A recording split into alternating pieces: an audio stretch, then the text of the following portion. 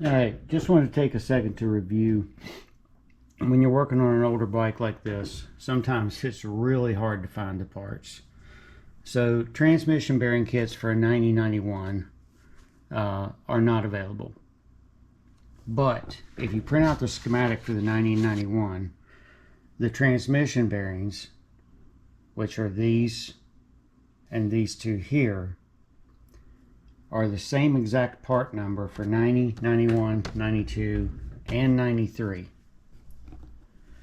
You can buy a transmission bearing kit for the 93. So we've ordered those already. But I also wanted to go over some other information with you guys as far as the clutch shaft bearings that go down in the case right here are unavailable through Partszilla or any of the other OEM part suppliers. Cranks are unavailable. We did go on the UK version of eBay and we're able to find a complete engine or bottom top end. So it's a crank rod rebuild, piston, all the seals and gaskets for a 9091. So we've ordered a couple of those. So we'll have to rebuild the crank because you can't find a crank for it anymore that's in one piece other than used. So we'll rebuild the one we've got. But as far as these bearings here, I'm going to show you guys something. So that part number is 92046A. So if we go over here to 92046A, right here, unavailable. And all of the parts, OEM part suppliers have that same issue. So what we're going to do is click on this bearing, and we've got the part number here, the HK1210. So that is what that bearing is. So do a Google search for that part, and Bearings Direct has an HK1210 right there for $2.85. So we've got 4 of those in our cart. We're going to go ahead and order them so we can rebuild both cases. And then the other bearing that was not part of any of the kits is this one right here.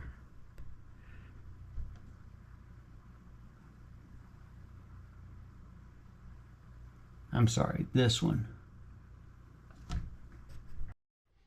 Alright, so the other bearing that we were looking at needing was the 90245D. And it is available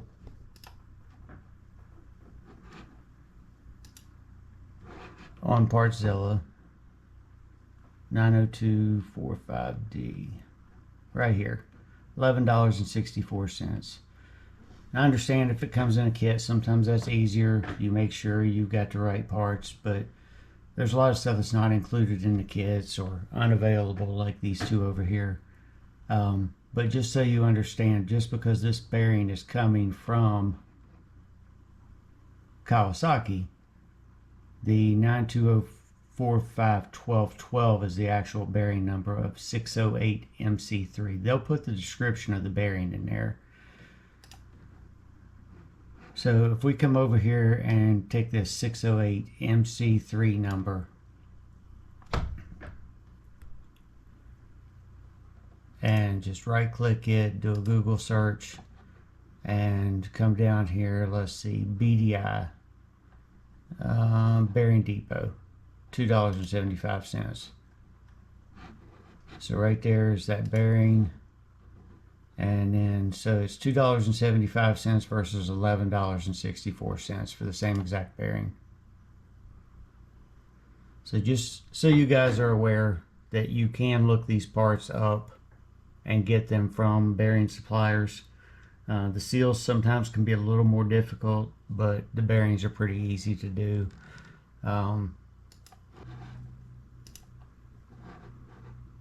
Let's go back to the clutch.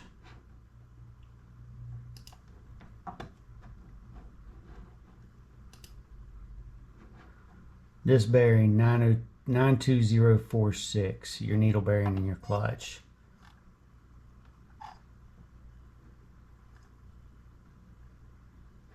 $30.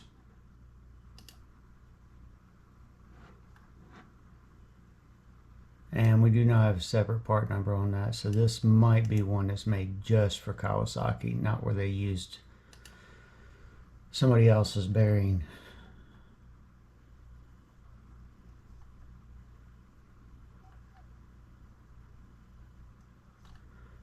So there will be some bearings in the bikes that are specifically made for that bike, and you can't get them anywhere else but the manufacturer, just like that needle bearing in the clutch.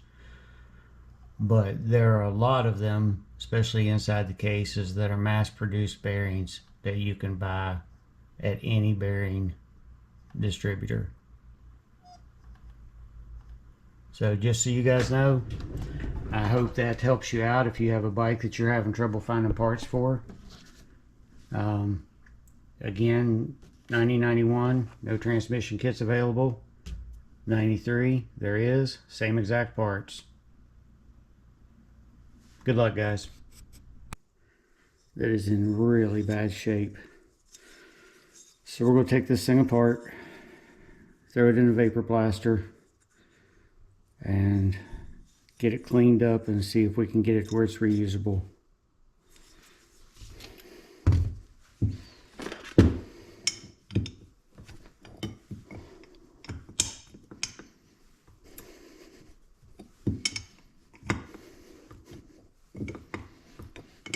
If we can get it apart.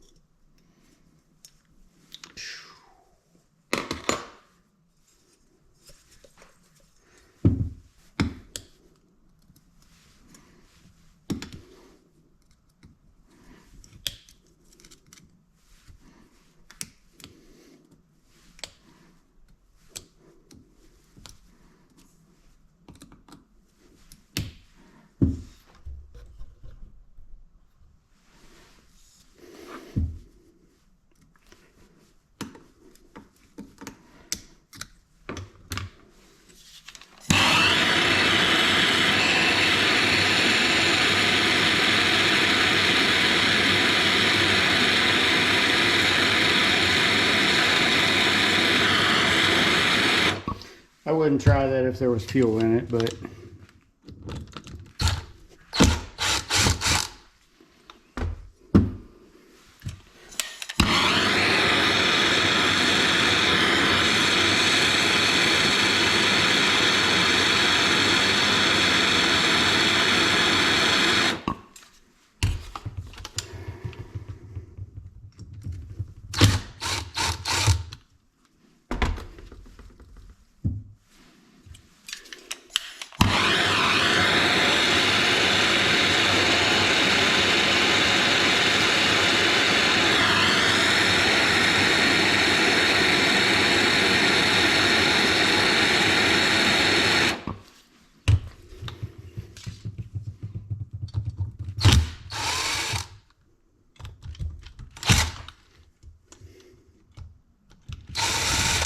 I cannot believe we got all those out without stripping them.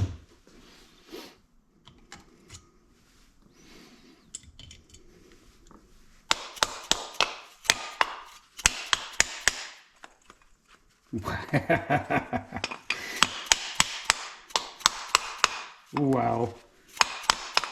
This has got to be the worst carburetor I've ever seen. I think it's just full of fucking sand. I don't even know what the hell that is.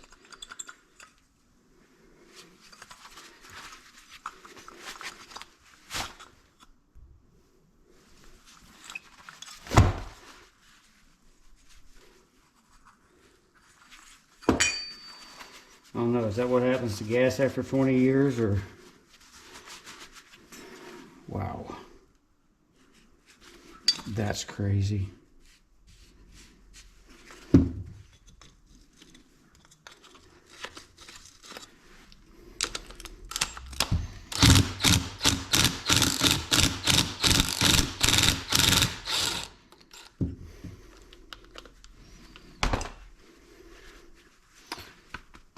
Yeah, she's a little clogged up.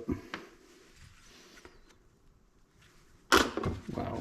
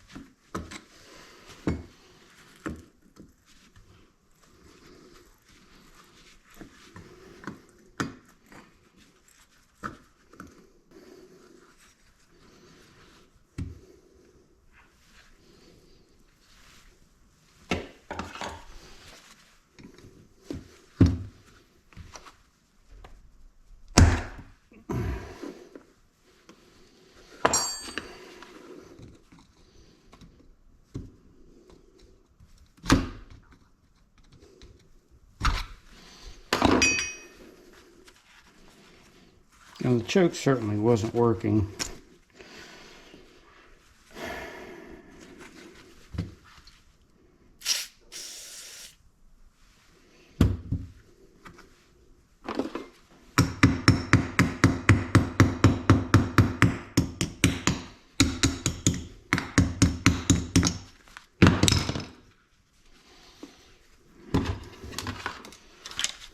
So nothing lost on this one.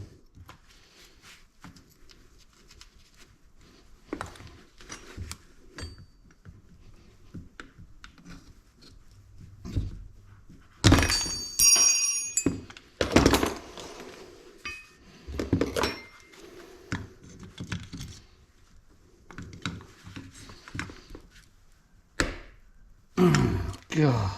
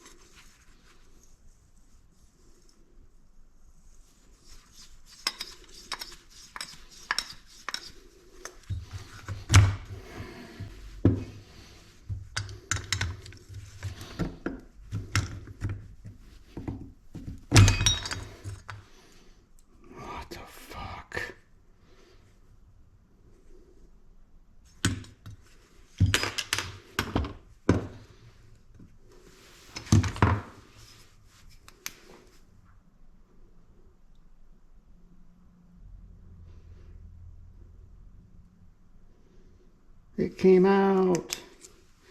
All right, we're going to take and throw these three parts in the vapor blaster. See if we can get this to where we can get the rest of it off apart and at least get a rebuildable frame. Well, it would have cleaned up really nice. That is pretty. For a 35-year-old carburetor that was left sitting outside. The problem is that is not. And it is totally unusable. All the pitting, which I could live with the pitting in here as long as we could get the jets, but that will destroy it. So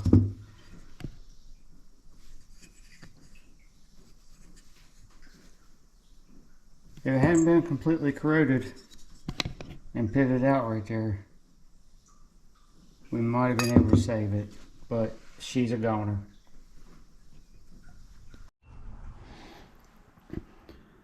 Alright, so gas tank. Before I go through the trouble of trying to restore all this, there was a huge gob of epoxy right here. And apparently these are short holes because they're sealed. And somebody had ran a long bolt in and twisted and cracked. Alright, so continue trying to weld this up. I don't know if that video cut off or even worked, but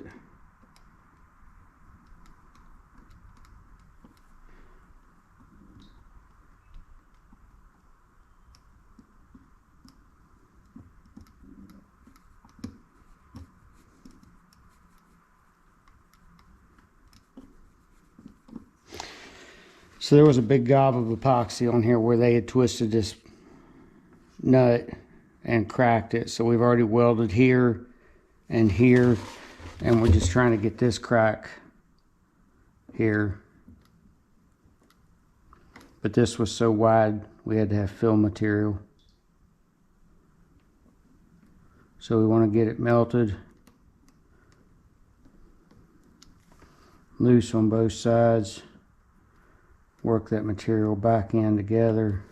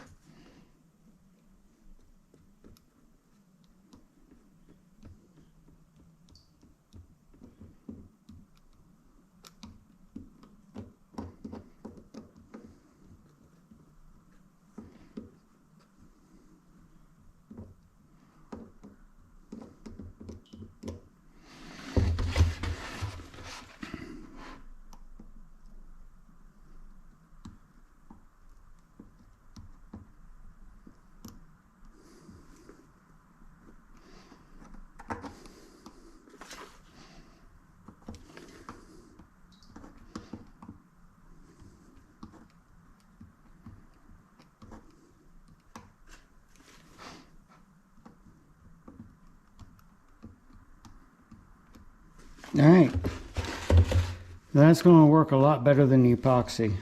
And once this cools and gets full hard, I can go back over and sand it a little bit as I'm doing the restoration on the rest of the tank. And once it's down in the frame, you won't even know it's there. So hopefully this will work and we don't have to buy another tank.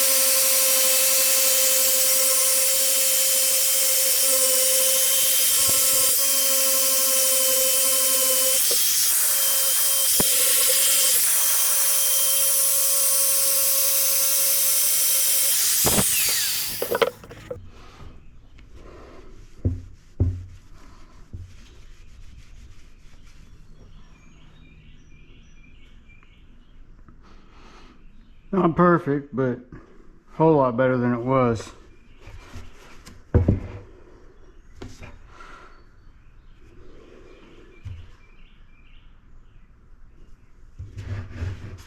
So we'll finish getting this cleaned up, and then we'll put the petcock in and see if our weld's held.